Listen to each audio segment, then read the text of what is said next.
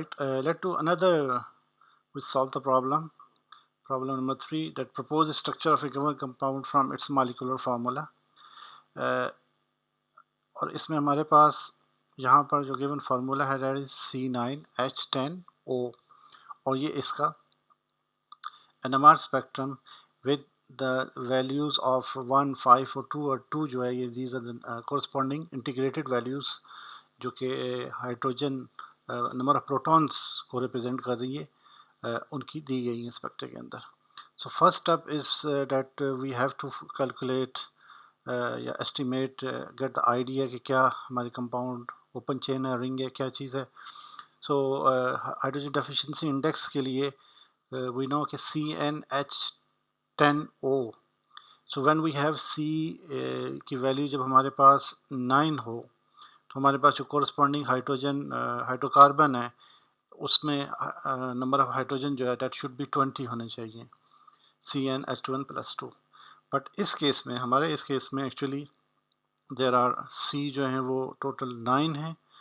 और हाइड्रोजन जो हैं वो 10 हैं. सो दैट मीन्स कि हमारे पास 10 हाइड्रोजन की डेफिशिएंसी है.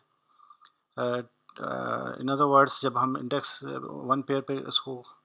डिवाइड करेंगे तो हमारे पास 5 इसका हाइड्रोजन डेफिशिएंसी इंडेक्स आ रहा है. सो जब 5 इंडेक्स आ रहा है, 4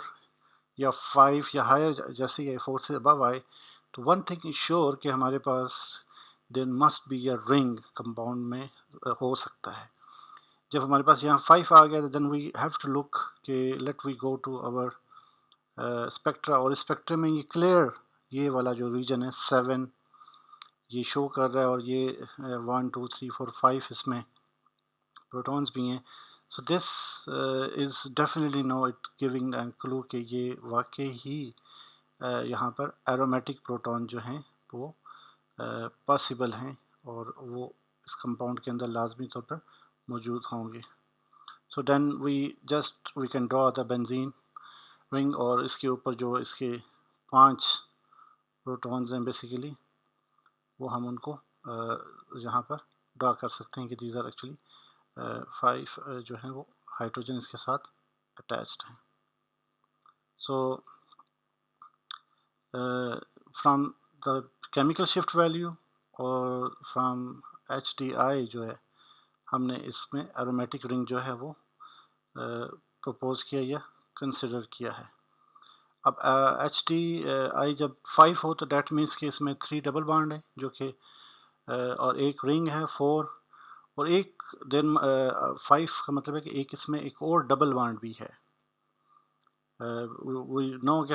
बेंजीन के अंदर 3 डबल बॉन्ड और एक रिंग 4 शुड बी, लेकिन 5 इज़ गिविंग एस इंडिकेशन कि ये एक और डबल बॉन्ड भी है, और हमें पता है कि यहाँ ऑक्सीजन मौजूद है, और साथ ही सिग्नल अगर हम इस स्पेक्ट्रे पे देखें तो ये 10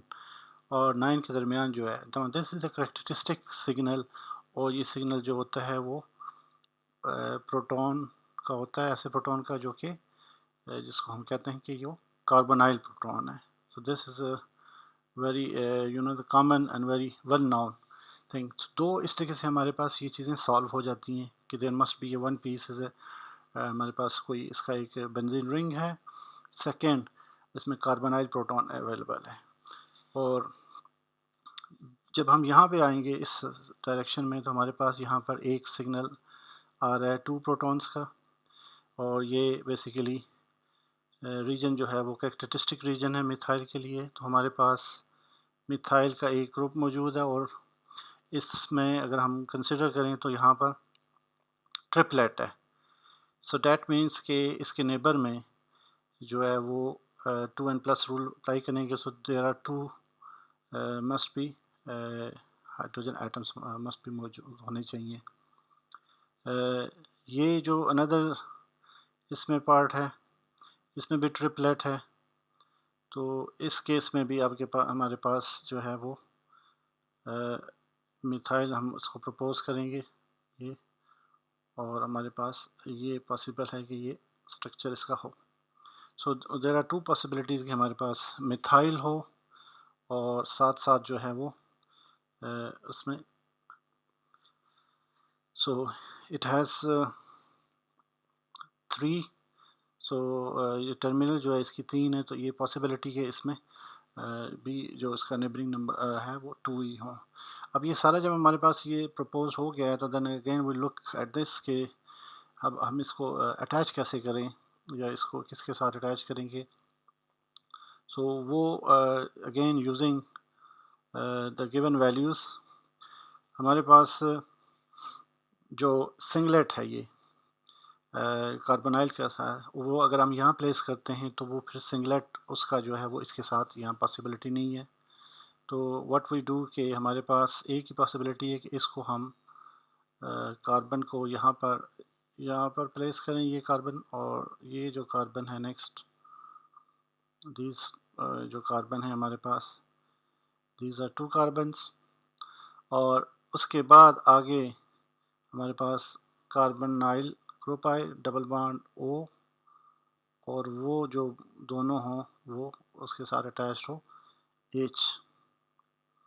यहाँ पे मैंने एक एक्स्ट्रा बॉन्ड लगाया है, बट डोंट कंफ्यूज इट। ये जो एक्स्ट्रा बॉन्ड है कि ये 3 मिथाइल नहीं है, रादर देन 2 प्रोटॉन्स हैं, बिकॉज इनके दोनों के जो number of protons in neighbourhood है वो 2 हैं, बिकॉज ट्रिपलेट है तो डैट मीन्स n+1 एक माइनस करेंगे तो 2 प्रोटॉन्स हैं। So this carbonyl is actually protons giving you this signal, बिल्कुल कंफर्म इसको कर रहा है, बट इसके नेबरहुड में देयर आर 2 प्रोटॉन्स एक कार्बन छोड़कर, and we might get some coupling here, but चूँकि सिग्नल इसमें सिंपल आया हुआ है, यानी एक स्ट्रेट लाइन आई एक ही सिंगल आया हुआ है, तो इसलिए बास केसेस में जब कपलिंग कांस्टेंट जो है जे की वैल्यू बहुत कम हो और इस वो जो उसकी जो स्पेक्ट्रा होता है वो फिर हमें ओवरऑल उसकी पीक जो है वो सिंगल नज़र आती है, लेकिन अगर हम उसको जूम करेंगे तो maybe we get some idea, but generally ये ज़्यादातर ये सिंगलेट ही आता है। So this actually corresponds to this one, confirm singlet इसमें आ रहा है, and then aromatic and questionable, ये तो सारे के सारे इसको कॉरस्पॉन्ड कर रहे हैं। ये जो दो हैं बेसिकली हमारे पास जो आ रहे हैं, इसमें ये वाला जो पार्ट है this belong to, because it is attach with carbon double bond oxygen, जो कि तो ये डाउन फील्ड की तरफ ये वाला आ जाएगा, और इसके नेबरहुड में 2 प्रोटॉन्स हैं and we know there are 2 protons here, और ये वाला जो है इसके इस डायरेक्शन में है and it they are also in neighbourhood, और इसके में भी 2 यहाँ पे इसके प्रोटॉन्स हैं। So this is the simplest you know way to assign the structure, although इसमें जब बिगर मालिक्यूल आते हैं तो there must be some sort of